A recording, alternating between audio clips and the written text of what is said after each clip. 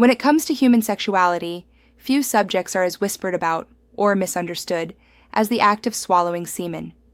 It's something many couples encounter, but rarely talk about openly. For most people, the decision is driven by personal preference, intimacy, or cultural beliefs. But beneath the taboo, there's a fascinating layer of real biology and psychology at play. Semen isn't just a reproductive fluid, it's a sophisticated chemical cocktail made of nutrients, hormones, and bioactive compounds. And when it enters the body through the mouth, these components don't just pass through. They can interact with the bloodstream and potentially influence mood, sleep, and even the immune system. First, let's break down what's actually in semen. Contrary to popular belief, sperm cells make up only a small fraction of its volume, about 5 to 10%. The rest is seminal plasma, a complex fluid designed to protect and energize sperm. It contains fructose, which fuels sperm cells, along with proteins, enzymes, and key vitamins and minerals like zinc, vitamin C, and B12. What makes this fluid truly intriguing is its hormonal and neurochemical makeup. Semen contains cortisol, which regulates inflammation, melatonin, linked to sleep, serotonin, the feel-good chemical, and oxytocin, the bonding hormone. These are the same compounds that affect our emotional states every day. When swallowed, these chemicals can be absorbed by mucous membranes and enter the bloodstream. That's where the potential impact begins, not as a simple erotic gesture, but as a biological exchange with real effects on the body. Once we understand what semen actually contains, the next natural question is, does swallowing it really have any effect on the body? While the research is still limited, some early studies suggest that the answer might be yes, at least in certain ways. One of the most talked about findings comes from a study at the State University of New York at Albany in 2002. Researchers surveyed nearly 300 sexually active women and found something surprising. Those who had direct exposure to their partner's semen, meaning no condom use, reported lower levels of depressive symptoms compared to those who didn't. Why might that be? Scientists point to the mood-boosting chemicals in semen, like serotonin, oxytocin, and endorphins. When absorbed through the mucous membranes, these compounds may subtly affect mood and emotional well-being. It's not some magical cure, of course, but it suggests that sexual intimacy may have deeper biological effects than people realize. Another angle is relaxation and sleep.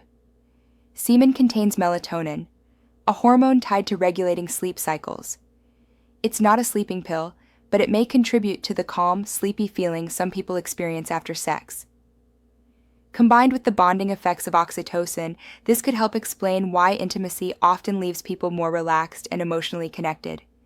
And then there's one of the most fascinating theories, immune tolerance. Some research suggests that regular, long-term exposure to a partner's semen might help a woman's immune system build a kind of familiarity with their genetic material. This could reduce the risk of certain pregnancy complications like preeclampsia, a dangerous blood pressure condition. In short, the body learns not to see the partner's DNA as a threat. None of this is a prescription or a health recommendation, but it does show that this act, which is often dismissed as just a bedroom preference, may actually have some real physiological effects. Of course, any honest conversation about this topic has to cover the risks too. Because while there may be some interesting potential benefits, this act can also come with very real health concerns if trust, communication, and safety aren't in place. The biggest risk is the transmission of sexually transmitted infections, STIs. Semen is a biological fluid, and like blood or saliva, it can carry viruses and bacteria. Conditions like HIV, herpes, HPV, gonorrhea, chlamydia, and syphilis can all be transmitted through oral contact. Even tiny, invisible cuts or irritation in the mouth can make infection more likely. That's why it's a dangerous myth to believe that oral sex is risk-free. Another, though less common risk, is allergic reaction. A small number of people have what's known as seminal plasma hypersensitivity. Their immune system reacts to proteins in semen as if they were harmful invaders. Reactions can range from mild itching to, in rare cases, severe anaphylaxis that requires emergency treatment. It's also important to remember that the chemical makeup of semen reflects a person's lifestyle. Alcohol, drugs, or certain medications can alter what's in the fluid. So when you engage in this kind of intimacy, you're also exposing your body to whatever substances may be present. The only reliable way to reduce these risks is through mutual trust, regular health checks, and open conversations about sexual history. This is not about fear.